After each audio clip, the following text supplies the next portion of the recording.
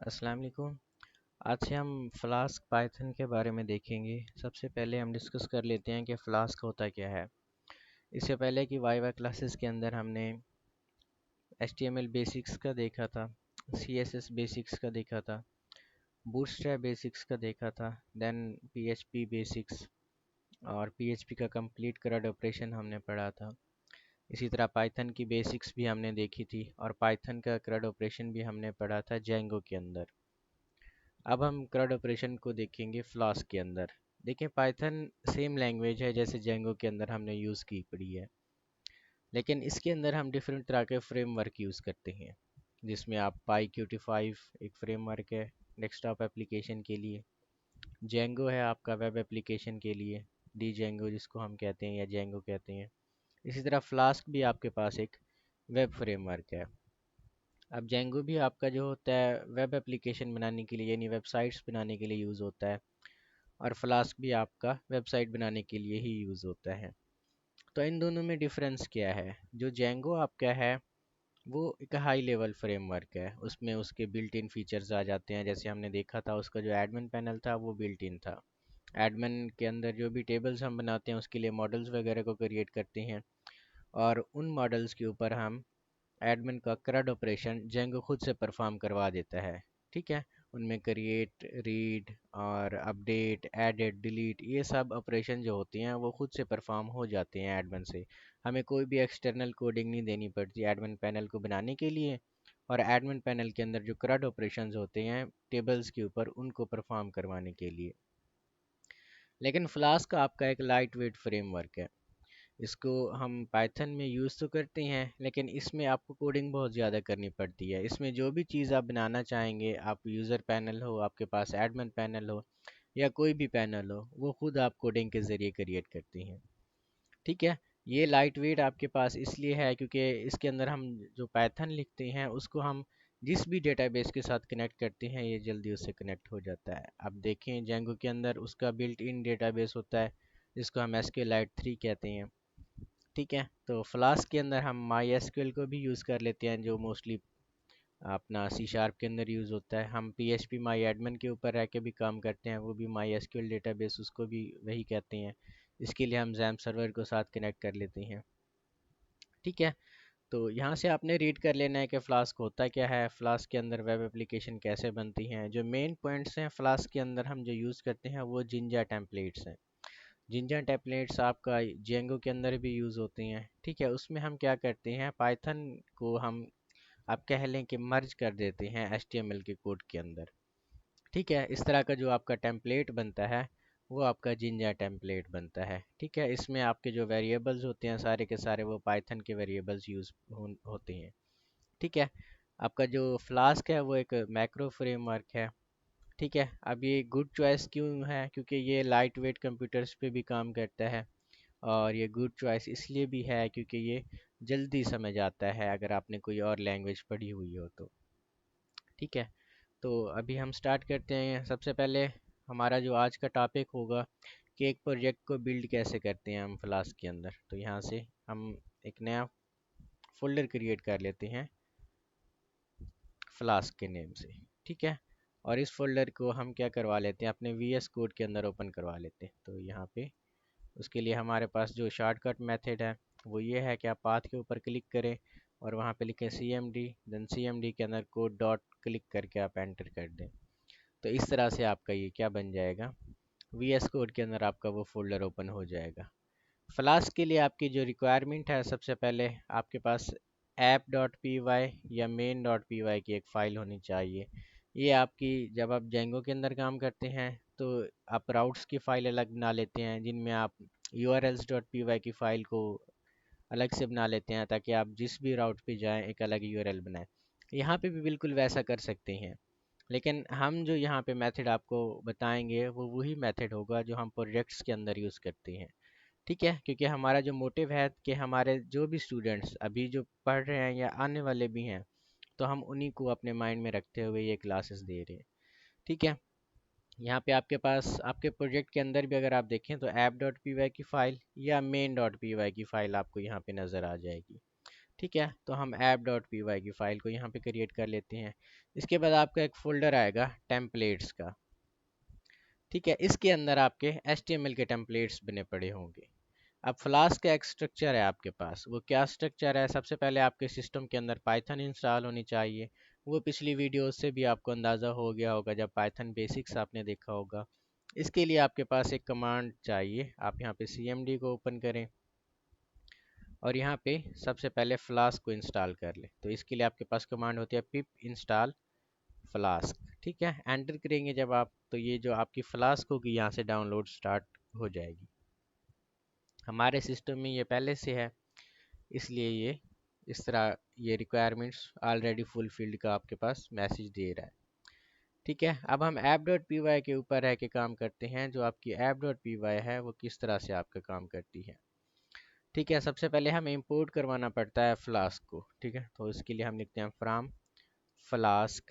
ठीक है, इंपोर्ट, कि आप इंपोर्ट करवाओ क्या, जो अभी हमने फ्लास्क बनाया हुआ है। ये बहुत नेसेसरी स्टेप है आपका। ठीक है, ये क्यों नेसेसरी है? क्योंकि हमें बताना होता है अपनी फ़ाइल के अंदर कि हम क्या करवाना चाह रहे हैं।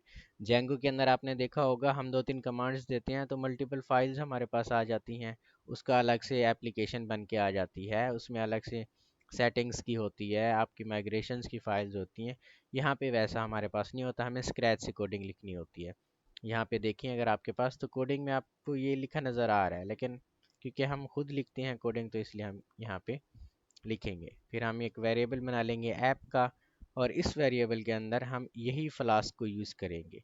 ठीक है, जो ऊपर हमने इंपोर्ट करवाया हुआ है। और इसके अंदर हम क्या रख देंगे, इसके अंदर हमारे पास सिंटैक्स होता है अंडरस्कोर अंडरस्कोर नेम का।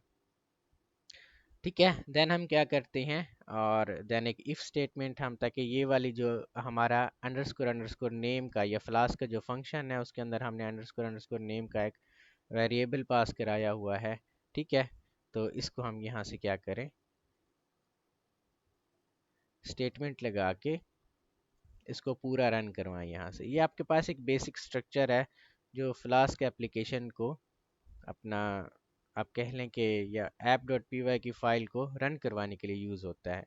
तो इफ़ स्टेटमेंट हमारे पास आ जाएगी कि अगर आप नेम, यानी यही वाली जो आपकी app.py की फ़ाइल है, इसको रन करवाना चाह रहे हैं, तो आपने क्या करवाना है, फ्लास्क जो ऊपर से इंपोर्टेड है उसी फ्लास्क को यूज़ करना है।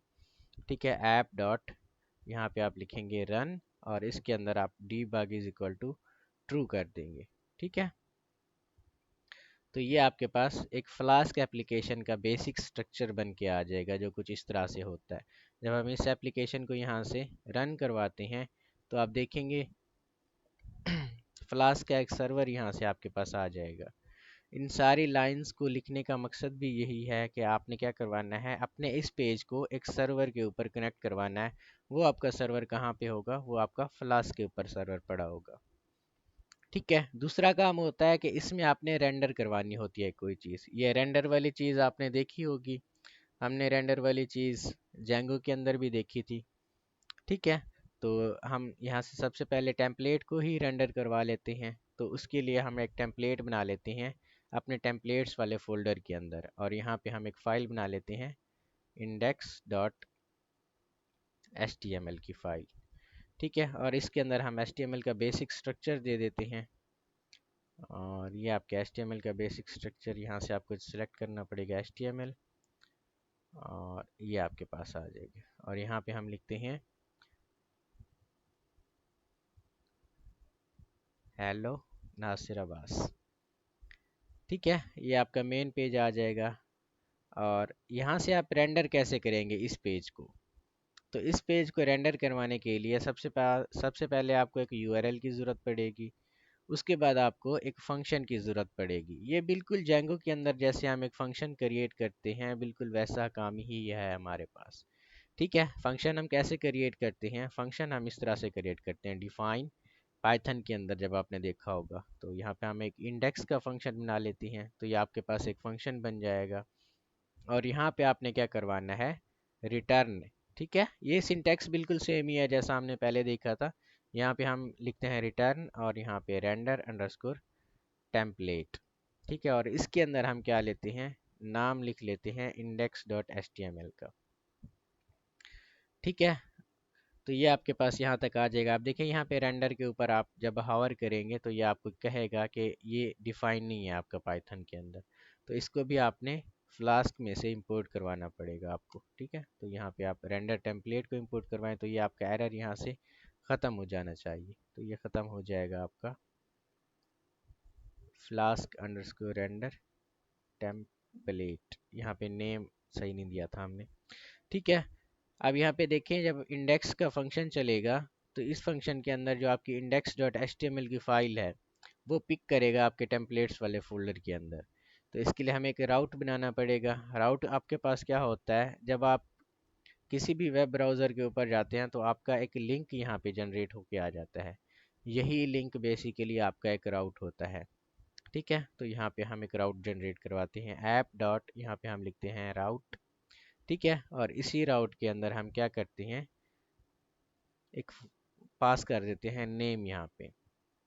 ठीक है, बेसिकली ये लिंक का नेम होता है। अभी क्योंकि ये हमारा मेन पेज है तो हम चाहते हैं कि मेन पेज के ऊपर ही ये हमारा राउट यहाँ पे क्या करे, हमारा जो राउट है यहाँ पे रन हो जाए।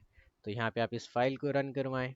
जब आप इस फाइल को रन करवाएंगे, अगर आपके पास कोई भी एरर नहीं होगा, ठीक है, तो यहाँ पे आपके पास ये सर्वर आ जाएगा। आपने इसी सर्वर को यहाँ से कॉपी करना है लिंक को, जिस तरह जेंगो में हम कॉपी करते थे, और ये वाला लिंक आपने आके यहाँ पे पेस्ट कर देना है। अब आप इसको चलाएंगे तो ये अभी आपके पास कह रहा है कि the requested URL was not found on the server if you enter the URL manually. अब ये क्यों कह रहा है आपके पास, वो इसलिए कह रहा है क्योंकि यहाँ पे आपने यूआरएल देना था इस तरह का। तो यहाँ पे आप इसको यूआरएल दे दें।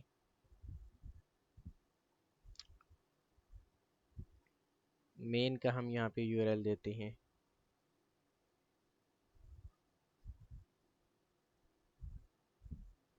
यहाँ पे फिर भी हमारे पास ये रन नहीं हो रहा। तो यहाँ से हम देखते हैं कि हमने क्या यहाँ पे मिस्टेक कर दी है। तो यहाँ पे हमने @ लगाना होता है राउट को देने से पहले। ठीक है, अब यहाँ पे आप मेन राउट के ऊपर जाएंगे तो यहाँ से आपके पास ये आ जाएगा हेलो नासिर अब्बास। ठीक है, तो ये छोटी छोटी गलतियाँ हो जाती हैं हर किसी से।